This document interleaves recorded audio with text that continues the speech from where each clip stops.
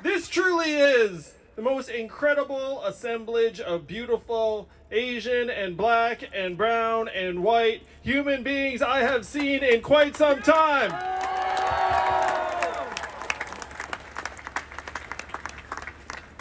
First, let's give another round of applause to my soulmate, my rock, the true rock star in our family, my wife, Evelyn. Many of you know that Evelyn herself was the victim of sexual assault by her doctor, and I found that out a number of years ago, and it ate me up. I felt like I'd failed her as a husband, and she went through it for a period alone, and then we shared it as a family, and then years later, she had an opportunity to potentially share that pain, her story, with the world. And as her husband, I was just awestruck by the courage for her to even consider that, to consider something so deeply personal. And I wanted to be supportive at every stage as her husband. I said, baby, like whatever you want to do, I'm 100% behind you. But I will let you all know in my heart of hearts, I wanted to get that fucking guy really bad.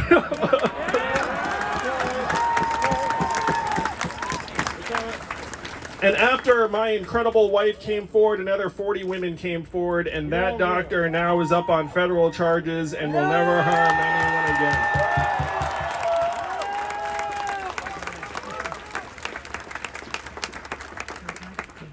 So that story, unfortunately, is something of a precursor to what our community has experienced over the last number of days, the last number of weeks and months.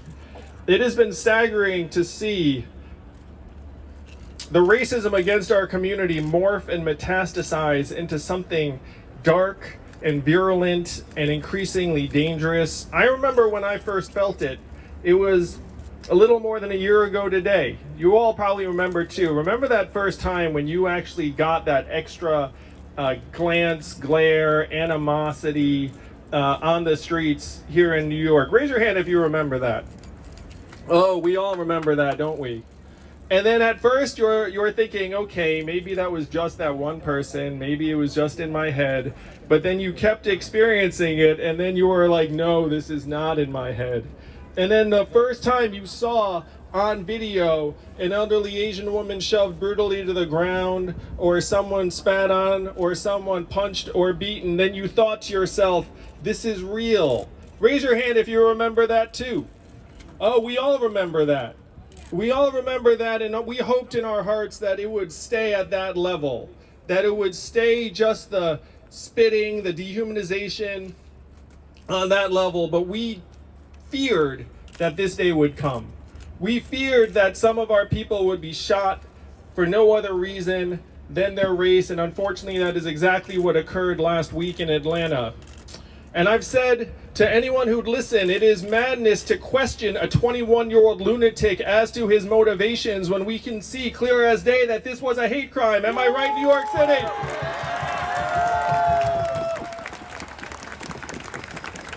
Everyone who is Asian American knows that these women were targeted on the basis of their race. That if you go to an Asian-owned business in an Asian community, and you open the door, you know exactly who you're going to find. You know exactly who you're going to murder in this case. And as Evelyn said, we spent weeks in Atlanta, Georgia, making the case among the Asian American community that we needed to invest in our future, that we needed to get out and vote. And so it was deeply personal seeing these women's stories. I actually imagined, as I know Evelyn did, like, was there a chance that we met them when we were out among the community? Knocking on doors, speaking in plazas. The Asian American community in Atlanta, if you have not been, it is amazing. I was blown away. I went down to Atlanta trying to make the case for Reverend Warnock and John Ossoff, who won and got Chuck Schumer to become Senate Majority Leader. And as Evelyn said, the entire country has many people to thank for that, but among them it is the Asian American voters of the state of Georgia. Asian Americans are 4.7% of the vote there. Do you think that did not make a difference in an election where there was a 1% margin and Asian Americans went 2-1 for the Democrats? That math adds up. You did the math. I did do the math, it's true. So spending time in Atlanta and then seeing the racism against our community become this murderous, this dark, has been very painful for all of us. It's been devastating and heartbreaking for so many of us. And the question is, are we going to make this mean something to our families, our community, and the country? Are we going to make these women's lives and passings mean something? Are we going to make them mean something, New York City?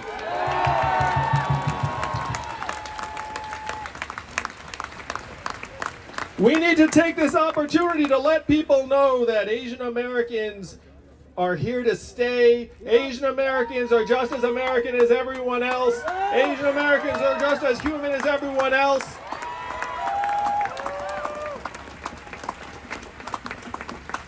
And I do remember vividly growing up, son of immigrants here in New York State, and feeling like my Americanness was being challenged at every turn.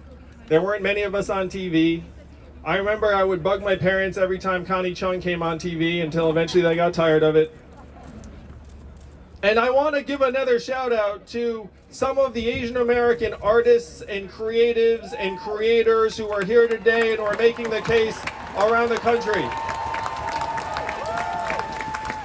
When I ran for president, you know some of the first people that gave me the time of day? The Fung brothers, who are right there. We know that their parents were not that excited about their career choices, Asian American creatives, you know what I mean? It's probably somewhere with running for office. So we need to get behind and support our Asian American artists and creatives as they tell their stories and ours, am I right? That is actually part of the process of humanization. That is a part of the process of people seeing that we have souls, hopes, dreams, fears, struggles. We may not wear them the same way other folks do, but we have them nonetheless. Yes! Yes! There were a number of reasons I decided to run for president, but I will confess to you all, there were several, but one of them was that I thought I had an opportunity to make that presidential debate stage, and I thought about what having an Asian American face on that stage would mean to our community. Yes! I got a black Asian vice president. And then I said, you know, like that would have been a game changer for me as a young person, as a child, seeing someone on that stage. And I didn't just make that stage once, I made that stage 7 times, beating out governors, senators, members of Congress, and our current mayor. And I did this in part to demonstrate that there are no limits to what Asian Americans can do in this country. That we are not meant to be relegated to some particular role that has been prescribed. That we can lead, we can dream, we can help this country make sense of what is happening to it and help bring people together. When I was in Atlanta, I had the privilege of visiting Martin Luther King's childhood home, and as well as the King Center with Martin Luther King's son, Martin III. And I do want to give a special shout out also to our black brothers and sisters who are here today and expressing solidarity with our community. We are so grateful, in part because Asian Americans are not used to people sticking up for us, so thank you.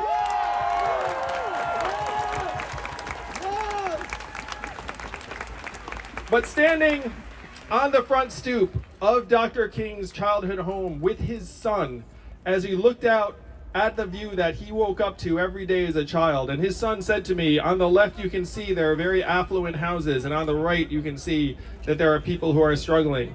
And Martin Luther King III said, this is the view that inspired my father to try and address what he saw as the 3 evils of our time: racism, poverty, and war. And when I ran for president on universal basic income, I was the first person to say, this is not my idea. This is an idea that Martin Luther King put forward in his book, his 1967 book, Chaos Our Community. He said we need to help humanize an economy that is turning on more and more people. It was not my idea at all, it was Dr. King's idea. I'm so indebted to the black community for so much of what has happened over this last couple of years. Dr. King, his family, their vision, for whatever reason, has lain dormant over the last number of years. And I say to folks in the black community, I believe we have sanitized Dr. King's memory. We celebrate his birthday every year, and what do we see on TV and hear on the radio? I have a dream. I have a dream. I have a dream. And I'm mountaintop. We're going to climb the mountaintop together. And that gives us a mistaken sense that his dream has been realized, does it not? Yeah. Is it not that, oh, he had a dream and here we are on the other side? But black people know better. Asian Americans know better. We all know that Dr. King's dream has not been realized at all.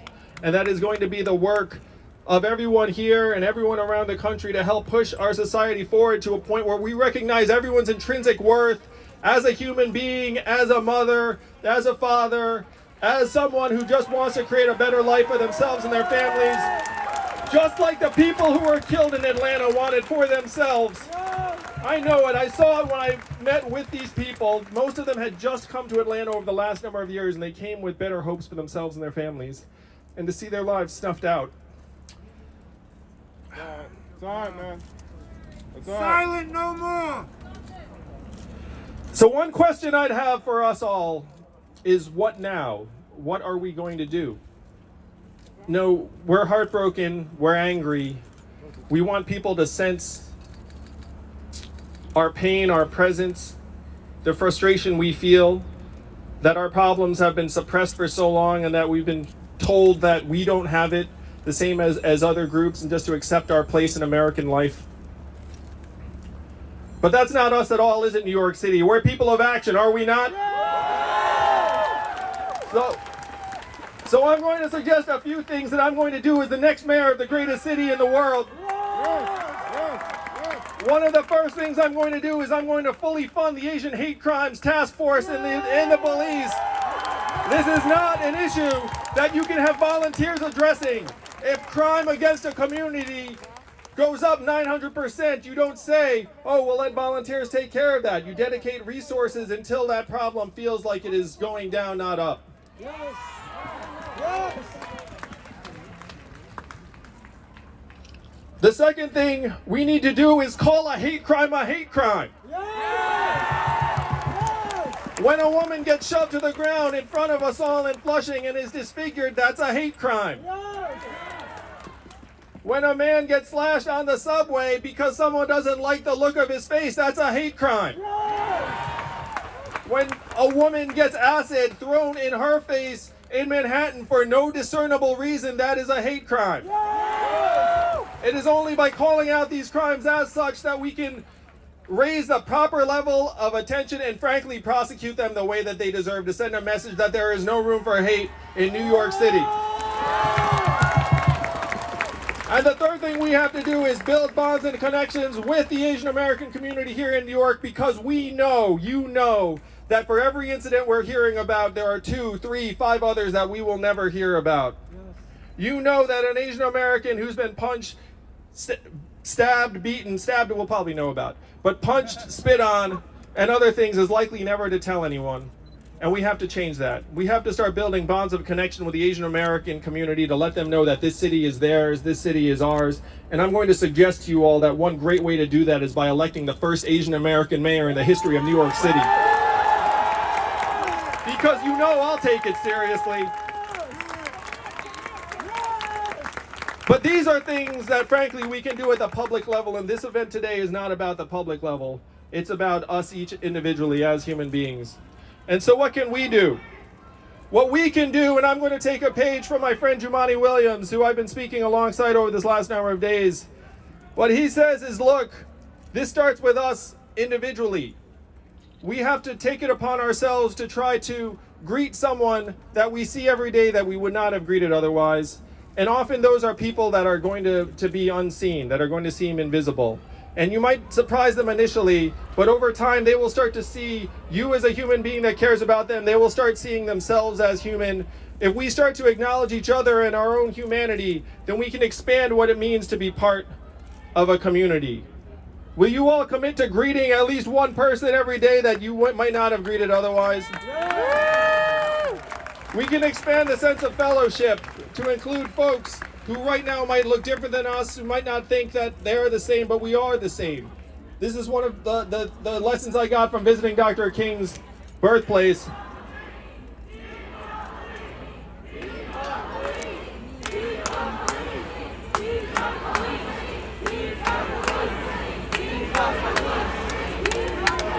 I know there are people that are very passionate about this, but the fact is when someone gets stabbed, you need the police to follow up. That person should not be on the streets. Yes! That's the truth. That's the truth. Well, then the other thing I'm going to ask of you all is this, and this is something that I've had some experience with. This is the story that Noel Quintana told when he was on New York subway. He said that he was having a dispute with this person and that it started to elevate, and that eventually this person took out a box cutter and slashed his face, and you've all seen the picture. You all know what happened to Noel. And Noel said, with tears in his eyes, at an event not that different from this one, not that was held a couple of weeks ago in Foley Square, not that far from here. Some of you were there. Raise your hand if you were there. Yeah. And so if you were there, you remember what he said. He said with tears in his eyes, he said that there were people around and no one did anything. Yeah. And he said with tears in his eyes, he said if someone even had just taken a video, then maybe we would actually have apprehended this person who right now is still free and walking the streets of New York City. Now, I've had some experience with this. I was in a situation where something was happening nearby me, and there is not really like time to think when you're in that situation. Like, I'm not going to present it's like, oh, like, you know, like some people like are somehow, you know, going to make different decisions. But I will say that the commitment we all have to make, this is the best way for us truly to make each other safer, is that when something is happening around you, you have to do something. Yes. I want you to reflect on this, New York City. I want you to reflect on what it's going to feel like when you are a witness to something happening. Are you going to be the person that lets it happen, or are you going to be the person that does something? Yes. Yes. Noel Quintana has been asking that question, and that is the second commitment I'm going to ask of you all, New York City. If you see something, you have to do something. Yes. And if you do something, you'll be able to look yourself in the mirror when you get home at night and say, I did everything I could to help that person. Yes. Yes. And if you say that and you act on that and you make that commitment, then we have a real chance to rebuild from this, to reshape our community, to let people know that we all have so much more in common than divides us, that we are all human beings, and that Asian Americans should feel as safe walking down the streets of New York City as anyone else in this city. We are just as New York as anyone else. Yes. We need to act on that. We need to gather together in events like this, but we need to vote. We need to make our voices heard. And if something is happening in our vicinity that we can do something about, we're damn well going to do something about it. Am I right, New York? So let's help each other. Let's care about each other.